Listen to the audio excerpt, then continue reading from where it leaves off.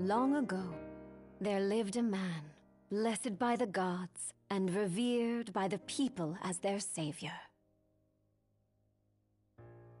His name was Ardyn Lucretia, and he was to have served as the first king of Lucis.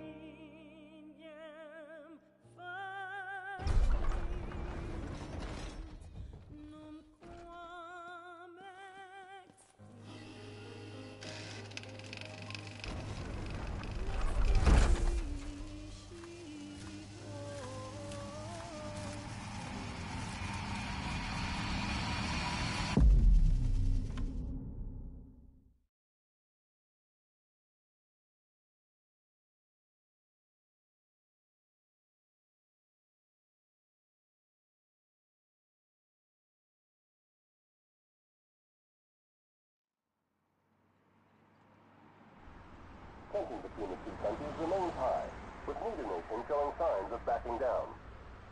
In other news, a member of the Border Patrol has been reported MIA since sometime before dawn this morning. The missing officer has been identified as 28-year-old Mars Sapientia. Although Officer Sapientia allegedly reported for duty at his appointed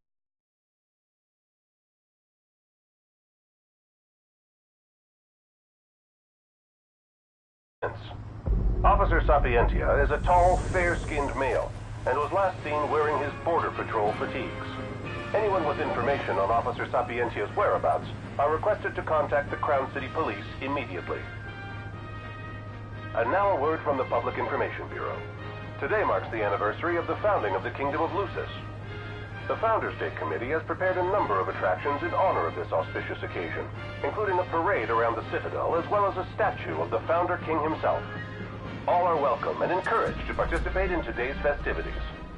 This has been a message from the Public Information Bureau. What about you? Now, on to the weather. Shouldn't you be looking for your buddy? Today in the Crown City, we expect mild and sunny weather with nothing but blue skies. I'm on special the Borderlands assignment. may experience some inclement weather, starting in the evening and continuing throughout the night. That concludes today's news and weather.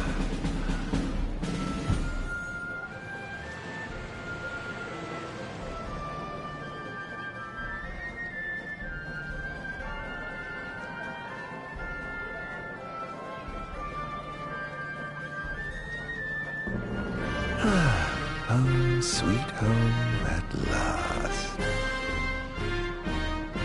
Welcome to the Founders Day Festival.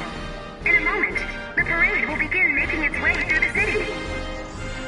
King Regis is scheduled to participate in the festivities, circling the Citadel alongside the statue of the Founder King, Somnus Lucis Caelum. So this is the city Somnus built on the back of his own flesh and blood.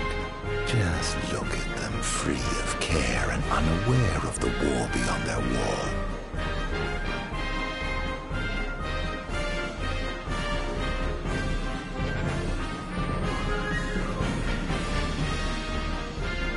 In order to ensure the safety of all festival goers, we ask that you please follow all staff instructions. Vehicular access will also be limited in some areas around the Citadel for the festival's duration. In addition, traffic will be stopped entirely during the parade. We thank you for your cooperation. What need is there to worry when brick and mortar blinds them to the suffering outside? Okay, yeah. We should. Okay. No, okay. Absolutely. Yeah. No. That's great. Yeah. Absolutely. Now, let the fireworks begin! Okay.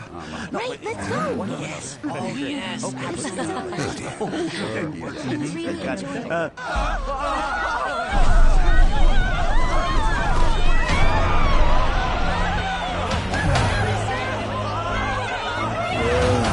Cursed be the waving wings of the gods.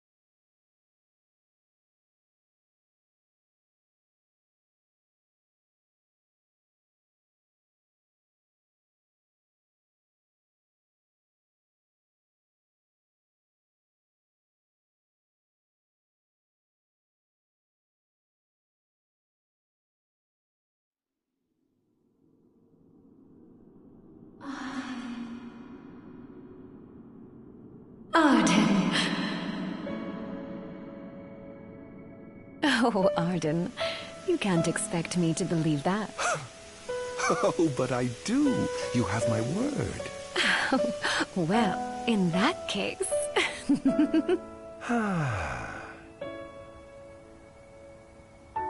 You look exhausted, my love. Are you all right? I am. The gods bless me with a power and a purpose to cure people of what ails them. I must see their will be done. Your devotion shall not go unnoticed. The gods will doubtless be watching over you. Just as I shall be watching over you every step of the way. It seems to me the cure for your exhaustion is comprised of two things, one of which is rest. Oh? And the other? Is me.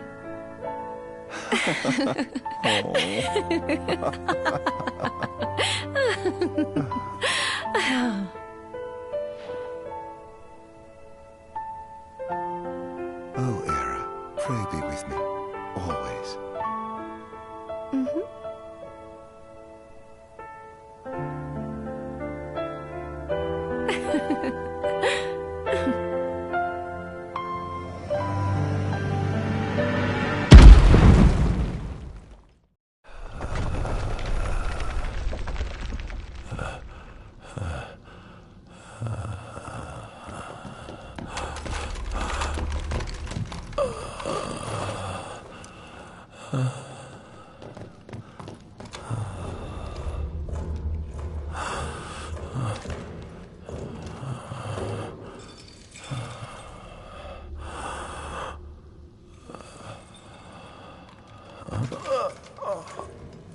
He's alive.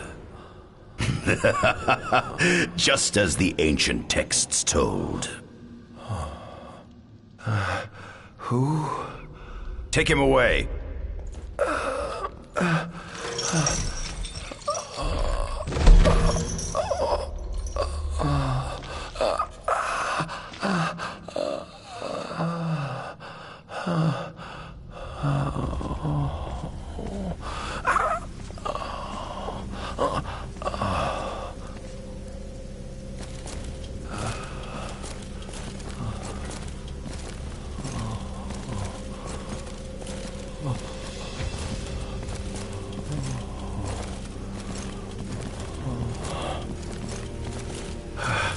Don't touch me.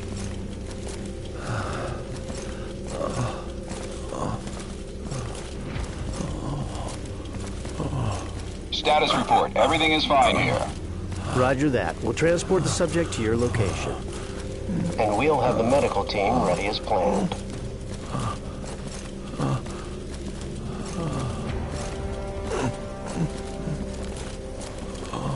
What's the situation over there? Nothing to report. We're just...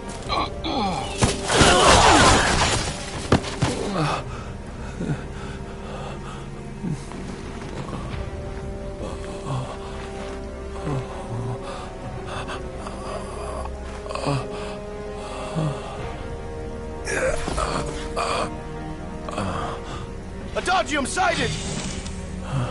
Adagium? Get it back in the cell. No matter what. We can't let that thing off this island.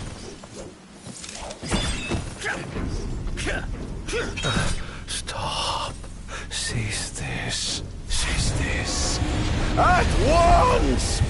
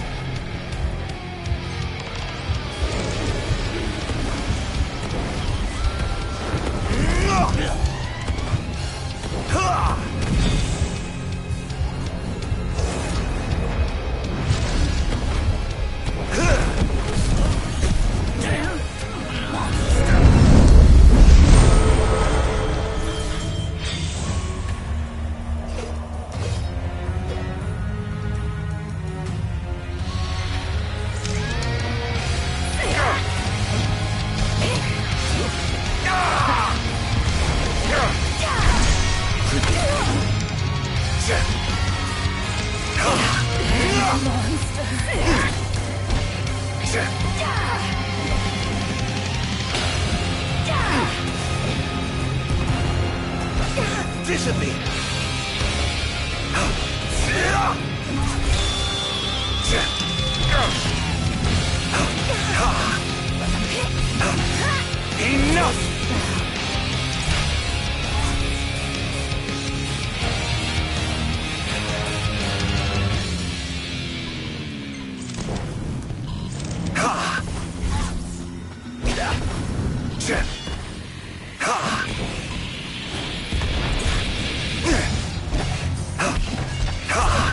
Enough! Enough!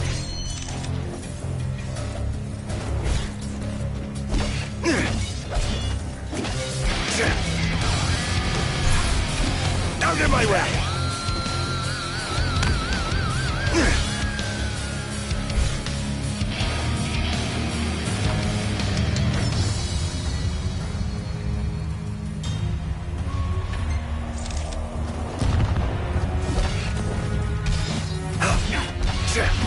Enough!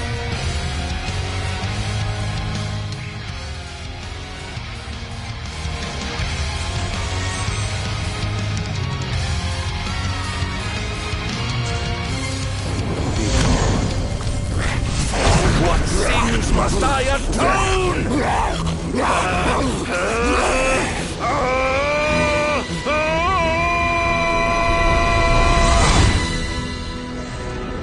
These memories are not my own.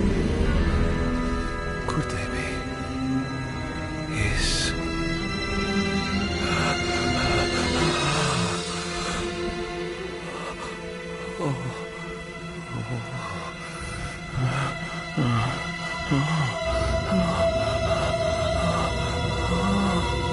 I didn't purge him of the scourge.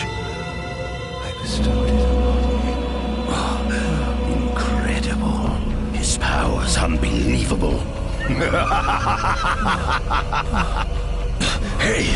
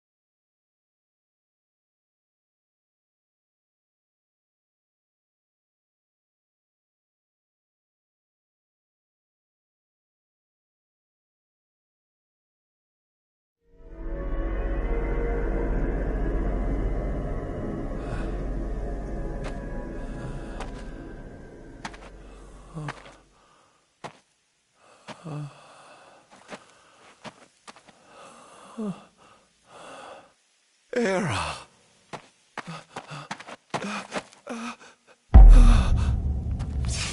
Somnus. Forgive me, brother, but the throne seats only one. Era! Gods, no! Ardyn.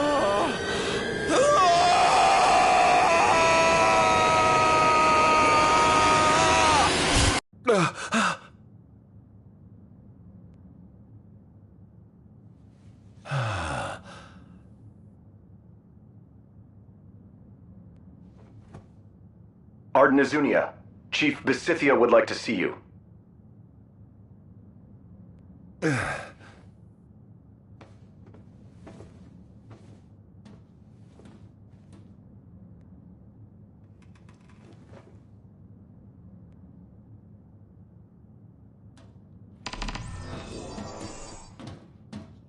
Might as well head out.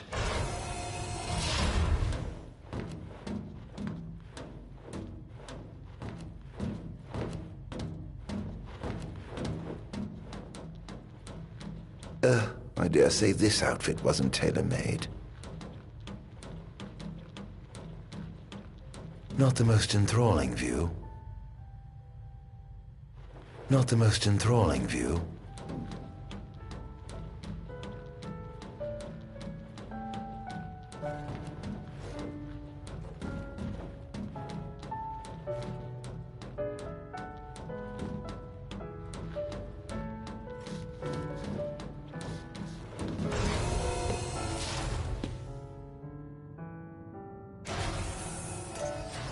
Come, have a seat.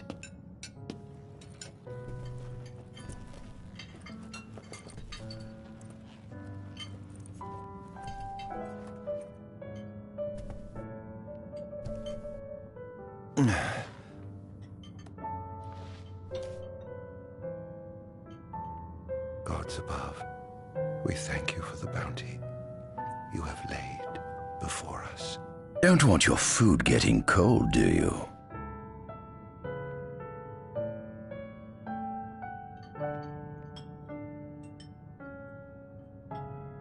Are you enjoying your stay?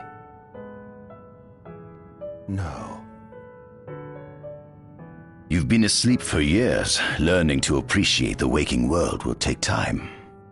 Perhaps I can help enlighten you while we dine.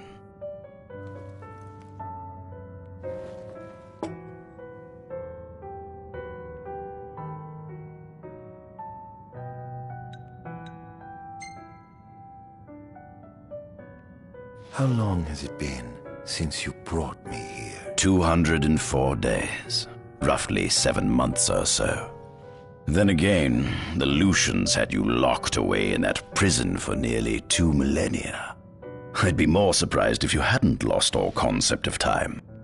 You must loathe those Lucians for what they did to you.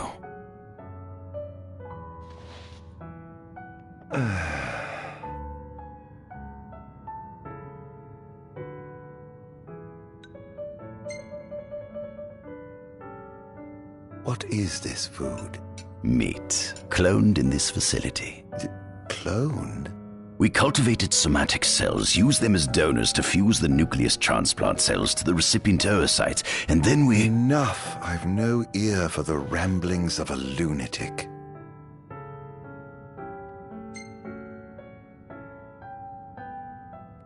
Was your examination of me a fruitful one? Oh yes, you've proven far more fascinating than expected. No wonder they kept you locked away. To think the powers of a demon could dwell within the heart of a man, it's incredible. The Star Scourge doesn't sap your life force, it gives you more. Your cells can regenerate themselves, and you can demonify other life forms as well. There's no doubt you are... A monster. Not a monster, a marvel.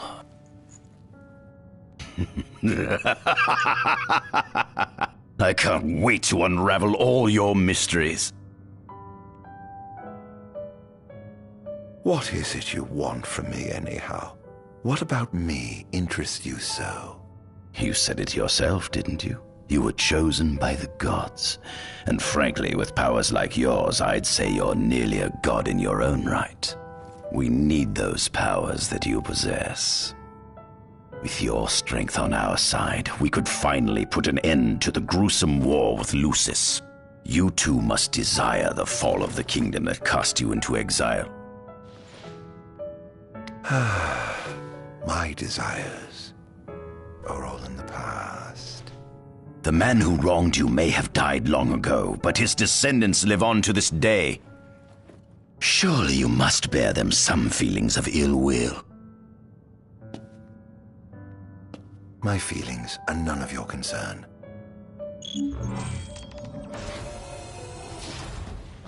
Come along.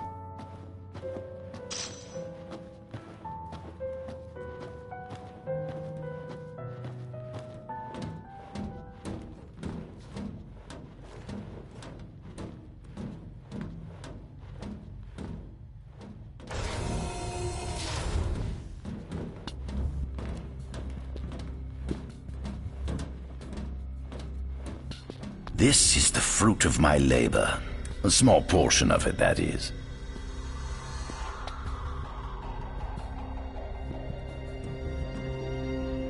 I envy you. A human life is too short to truly understand all there is to know about the world. Go on, have a look. This is our world. Oh. It has been estimated that Eos came into existence some 4.5 billion years ago. Ancient myths tell tales of 6 protector gods who first alighted upon Eos in the ancient Solheim era. Fossils thought to be remains of the oldest members of the human race were discovered in the Pistala region. Some claim that humans discovered fire in the Sukarp region even before the dawn of the Solheim civilization.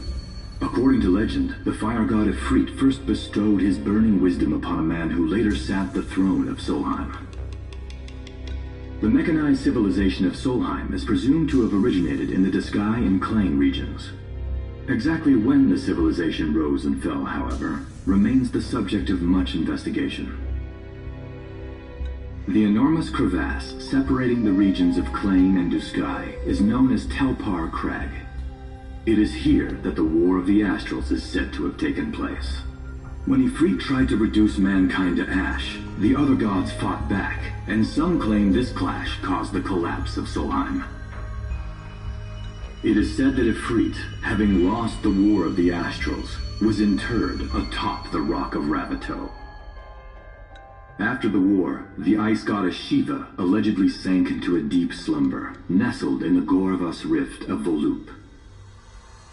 To this day, no one knows what became of the blade god Bahamut. The earth god Titan can be seen supporting the meteor at the heart of the Disk of Kothis in Diskai. As for the storm god Rama, legend has it he sealed himself away within Fosha Hollow in Diskai. The sea goddess Leviathan disappeared in the wake of the war. Some say she swam below the waves and slumbers beneath the city of Altisha. Some 2,000 years ago, the gods granted Somnus Lucis Kylum 2 gifts: the sacred stone and ring. With these in hand, he founded the kingdom of Lucis.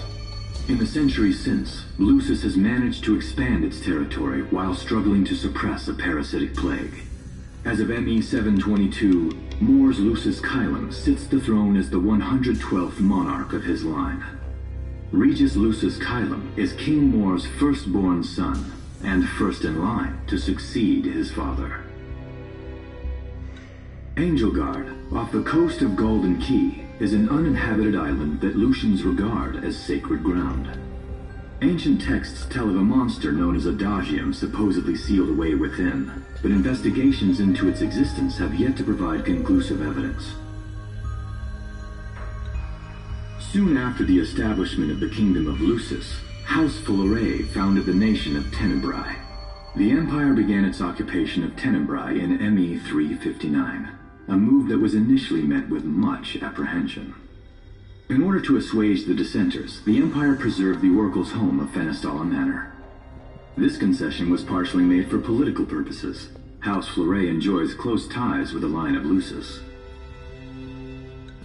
The Accordo Protectorate has developed into a bustling league of towns at the heart of maritime trade. In ME 606, the Empire won an important battle against the allied forces of Lucis and Accordo, and in turn, annexed the Protectorate. The country is steeped in traditions and cultures that are incompatible with imperial rule, so the Empire has permitted it a measure of relative political autonomy.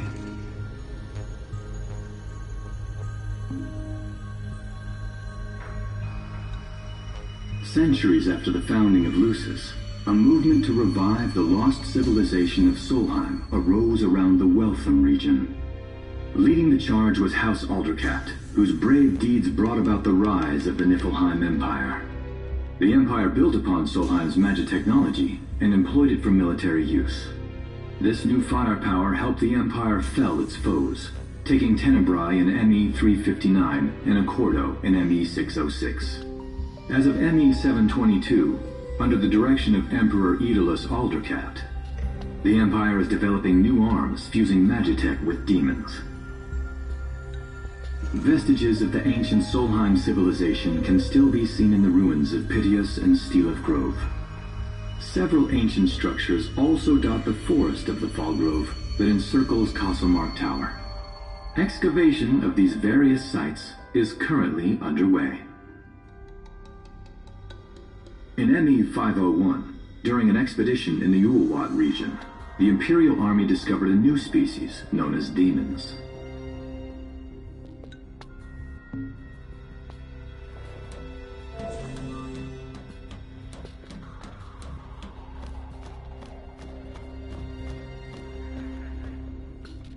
Demons were first officially recognized as a new species roughly 200 years ago. According to ancient texts, however, humans have suffered from a parasitic plague wrought by the demons for upward of 2 millennia. Demonification is caused by a mutant strain of plasmodia that takes root in living creatures and changes their cellular structures. Infected creatures begin to disperse miasmal particles, the spread of which is known as the Star Scourge. This model is a replica made from plaster poured into a demon-shaped cavity discovered deep underground. Demons sublimate when their vital functions cease, so this particular specimen must have vaporized after the mud around it had already solidified. Scientists believed this subject burrowed into the earth in order to shield itself from the light of the sun.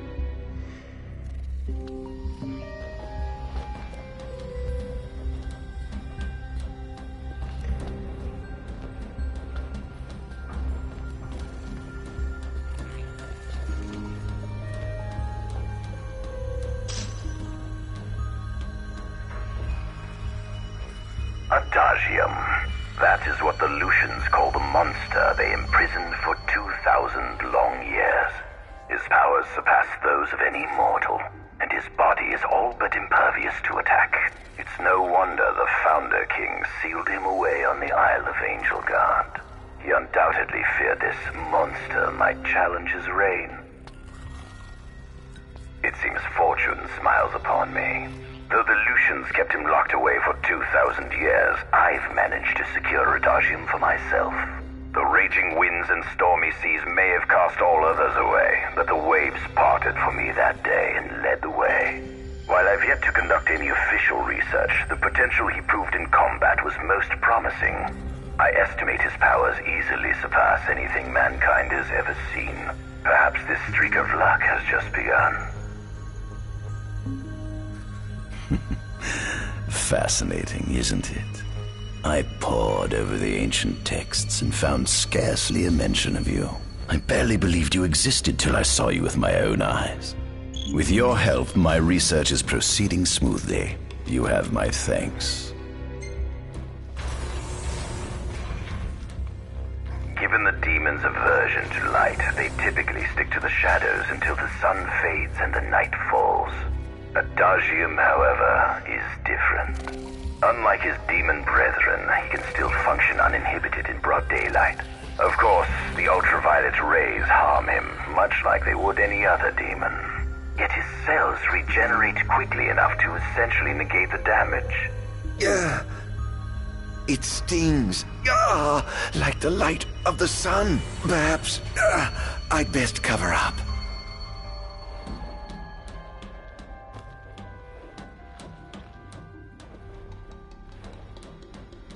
This must be how the gods feel looking down upon our world. Here we have a model of Imperial territory. It includes our present lands as well as our future acquisitions.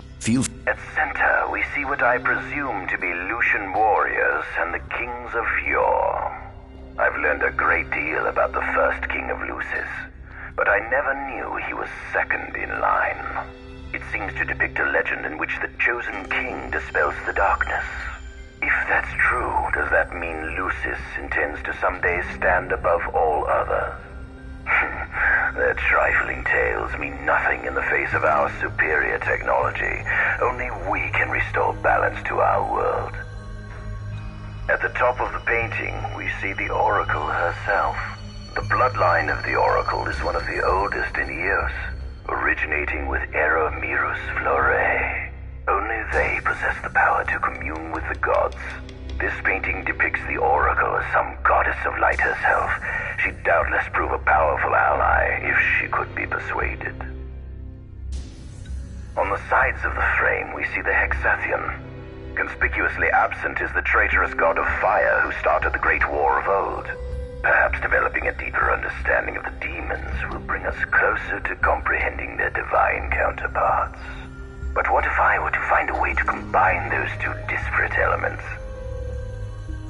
By my estimation, the grotesque creatures depicted here are likely demons. Could this mean these monsters will be harbingers of the apocalypse? If only we could find a way to harness their power for ourselves. The line of Lucis was chosen to eradicate evil from Eos. And with the divine on their side, how could they fail?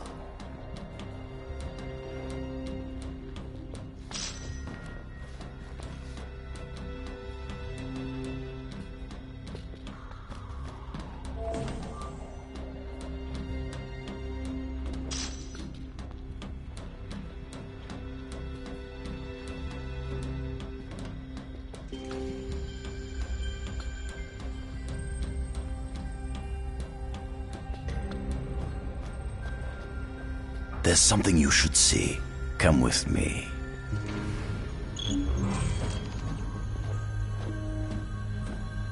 I found something most interesting on the Rock of Ravito. If my experiment on this specimen succeeds, it might provide the information you've been looking for. This way.